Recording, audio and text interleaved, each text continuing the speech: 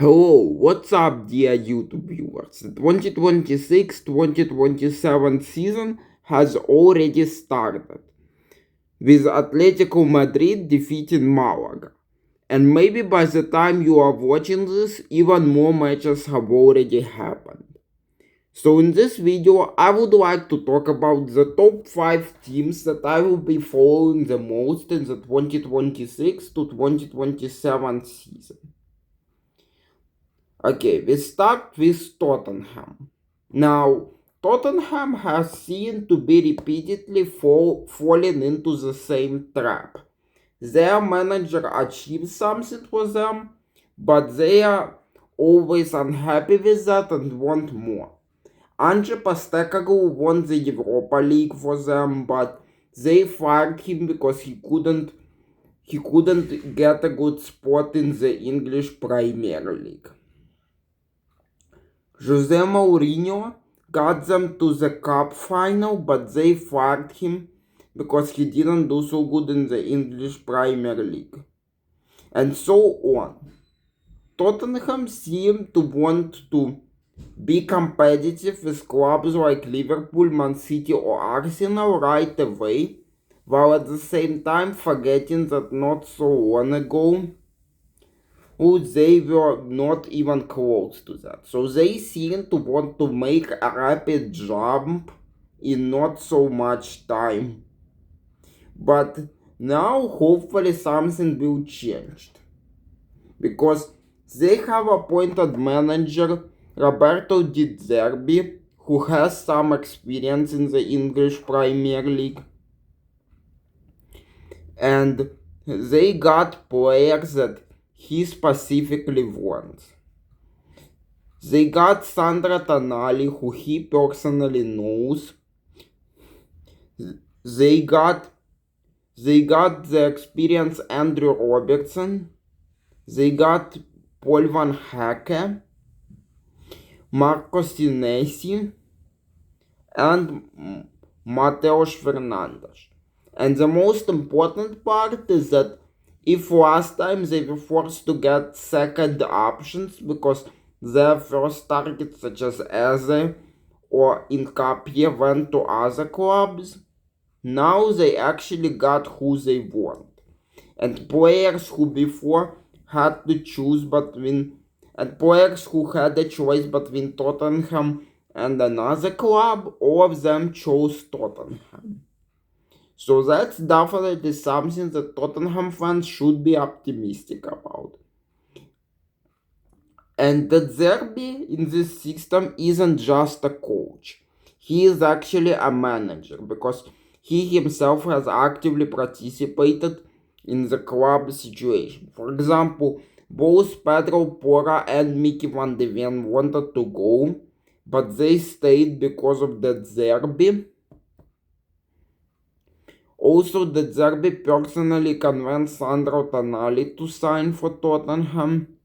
So that's definitely something to be optimistic about. I still think that this union could work if the Tottenham leadership gives De Zerbi more time.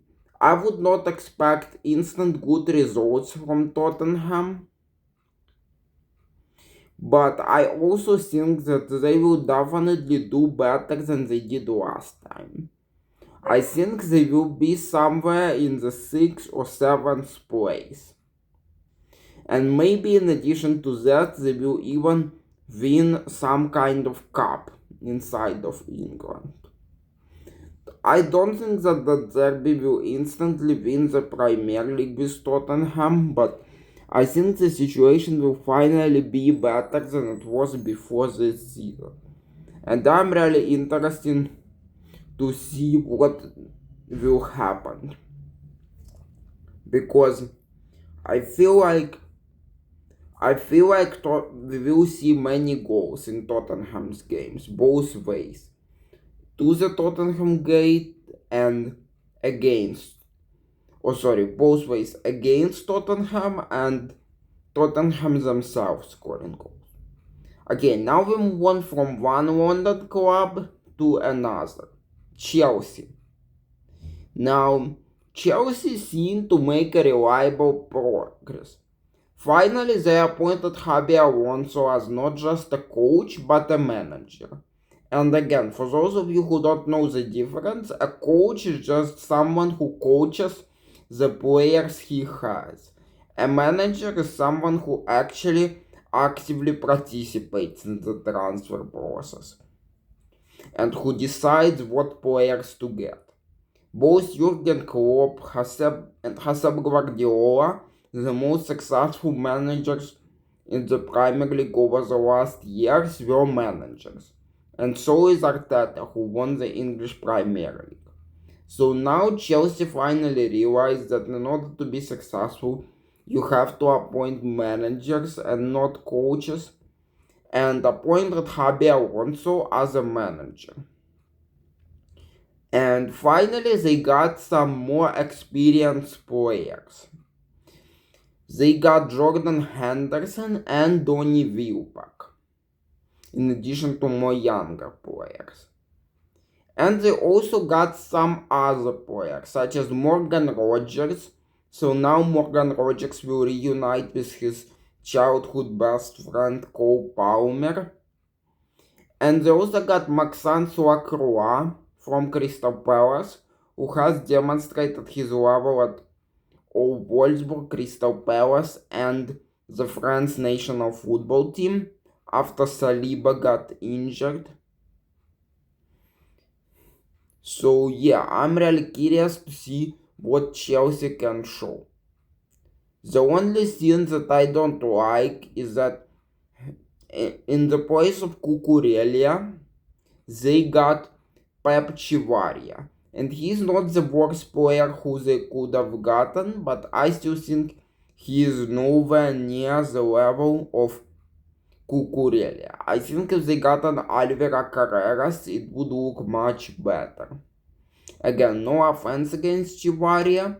I'm not saying he's a bad player, but I just don't think he is ready for a club like Chelsea. I think he should have first gotten to a mid-table club like, for example, Brighton.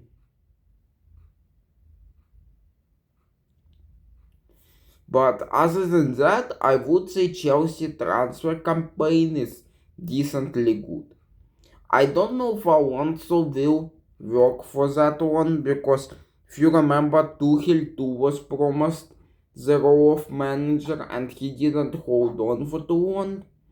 So maybe the same thing will happen to Alonso, but I think Chelsea is finally moving in the right direction, because they finally got some more experienced players. So I'm curious to see what Chelsea can show. In my opinion, I do not think Chelsea will win the Premier League, and honestly, I don't even think that they will be in the top 5. Simply because Xabi Alonso's style requires getting used to. So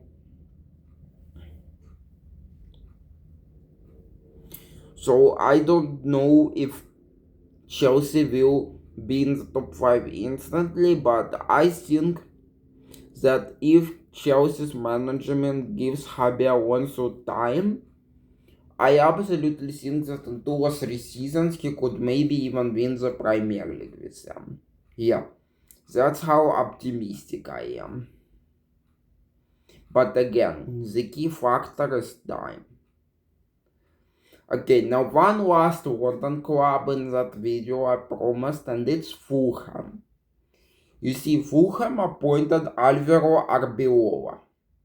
Now, for me, it's very interesting to see what Arbeloa can do as a manager, because he had a job at Real Madrid and many people are hating on him for that, saying that he didn't do much and he just adapted to the players. But I think even with the negative side that happened, we still need to acknowledge the positives.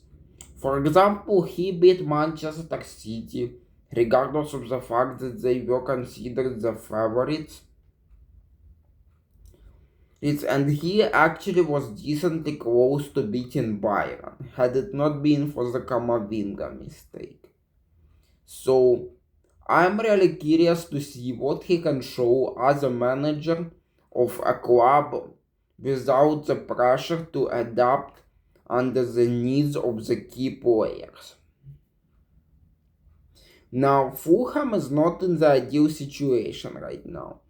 They sold Sasha Lukic and Issa Diop, who were, who were their key players in the last season. So for Arbeloa, the job will not be easy by any means. However, Fulham still has room for optimism.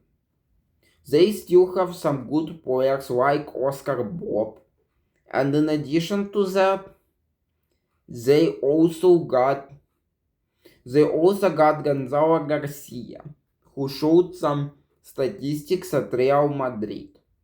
So Fulham definitely has room for optimism. And I'm curious to see what Arbeloa can show as a manager. Okay, now we move on from Arbeloa's current club to his former club, Real Madrid. Now, when I saw how the players were performing at the pitch at the World Cup, I was like, how did Real Madrid fail last season? Because Kylian Mbappe becomes the all-time best goal scorer. Vinicius Jr. did a lot for Brazil, even if he couldn't make them beat Norway. He still did the best that he could under a manager who he truly respects, Carlo Ancelotti. The Jude Bellingham carried England, and I'm like, why did Real Madrid fail? I mean, of course, I know the answer why. It's because they failed to play as a team, but still, the players that Real Madrid had are just really, really good players. And now, in addition to players that they already had, they added some more good ones. For example, Marc Cucurella, who was one of the reasons why Spain won the World Cup.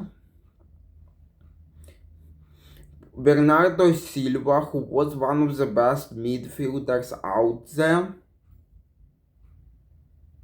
Denzel Dumfries, who showed really good game at Inter and was one of the reasons why they won Serie A many times.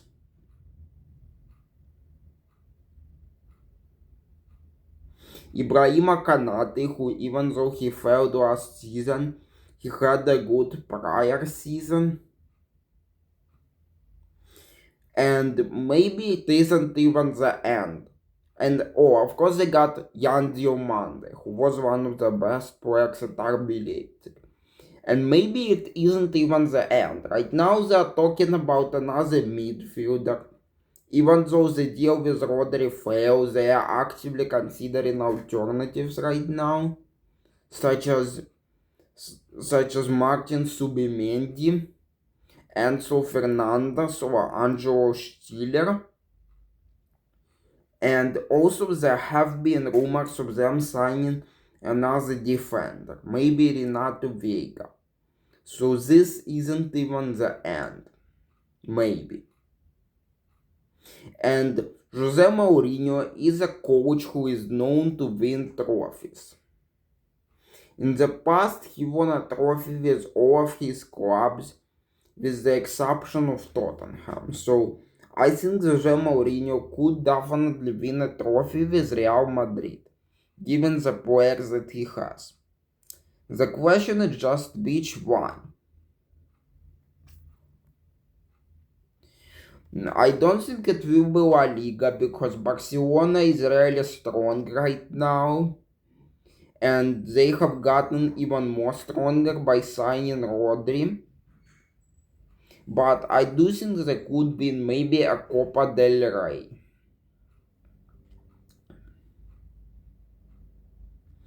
Now the only problem with that is that Vinicius still stayed at the club. Now that's, I think it can be a big problem, because in the past, three managers, Arbeloa, Ancelotti and Xabi Alonso, tried to put Mbappe and Vinicius together on the field, and none of them were successful. Because each of those players wants to be the main star at the team and does not want to share playing time. It's kind of like the same situation as it was in the Sweden national football team with Viktor Gyökeres and Alexander Isak. And I do not think that Mourinho will be able to put Alexander Isak and Viktor Gyökeres together, to put Mbappe and Vinicius together, because Mourinho is known to have an authoritarian style. And if even coaches like Arbeloa and Alonso were not able to do it, I don't think Mourinho will either. So that will definitely be a problem. And we all know how Vinicius reacts to being substituted or when things don't go his way. So if he wasn't able to work with Xabi Alonso, I don't know how he will be able to work with Jose Mourinho. So yes, that's definitely something to solve. In the past, Mourinho has done incredible things, so who knows, maybe he will be the one to put Vinicius and Mbappe together.